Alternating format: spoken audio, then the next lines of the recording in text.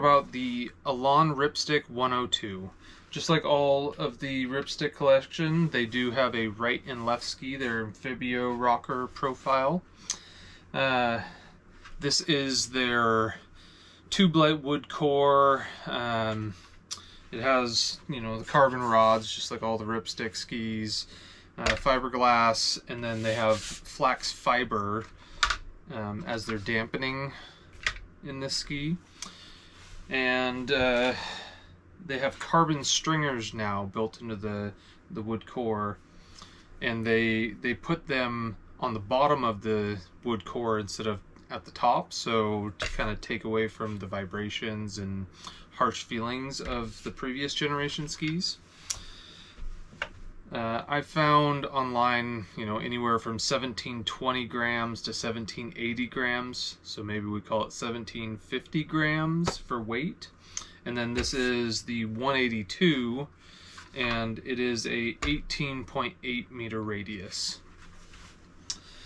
So as far as shape, they have quite a bit of camber underfoot, maybe 5 or 6 mils, maybe 7.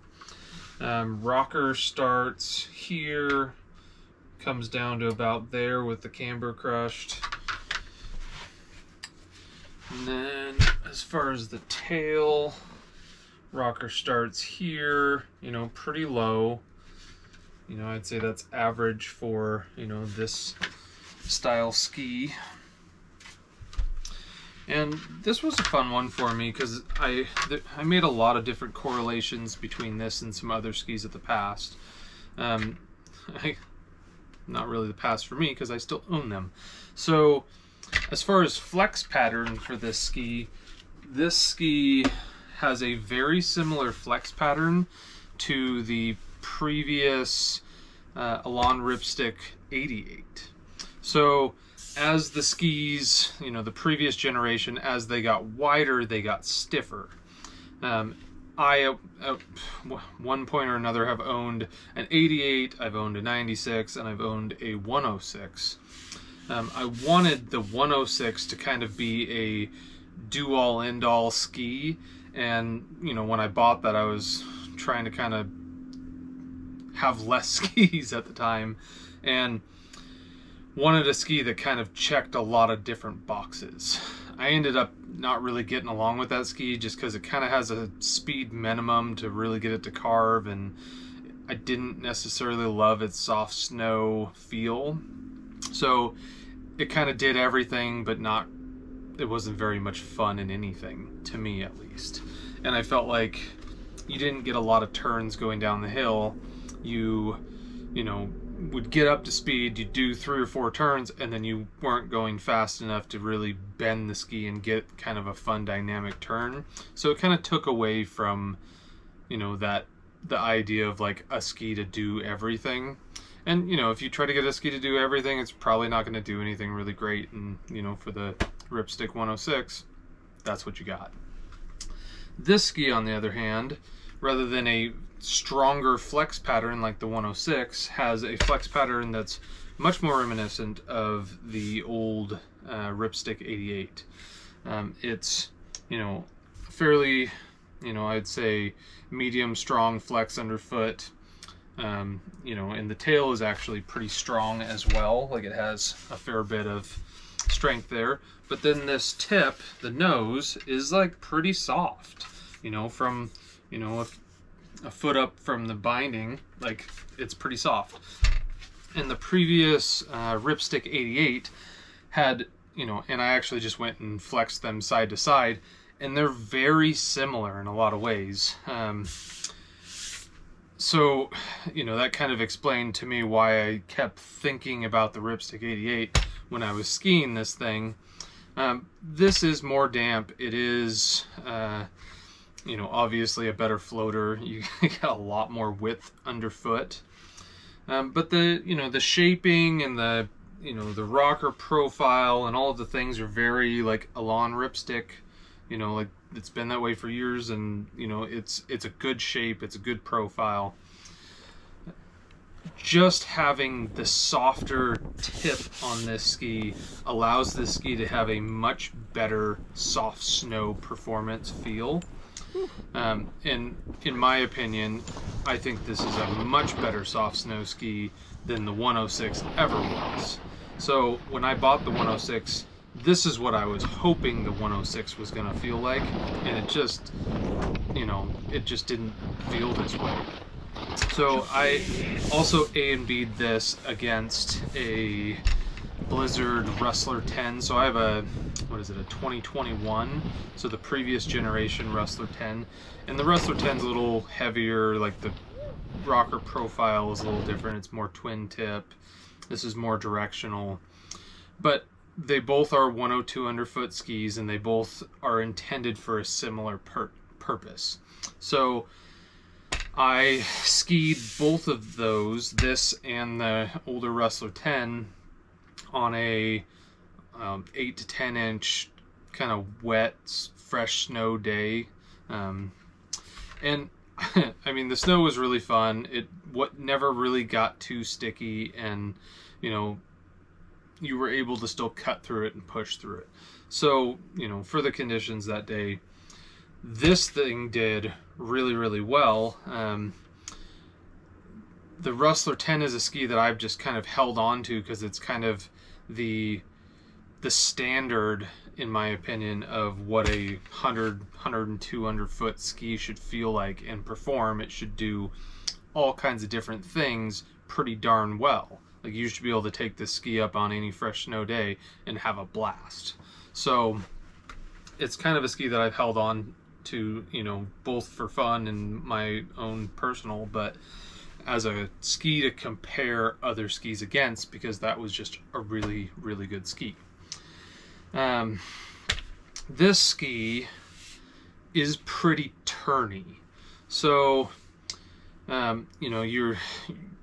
if you're looking for something to kind of like smash through and just really rip through terrain and, not get knocked around, this isn't your ski. There's other skis out there that are heavier, damper, stronger.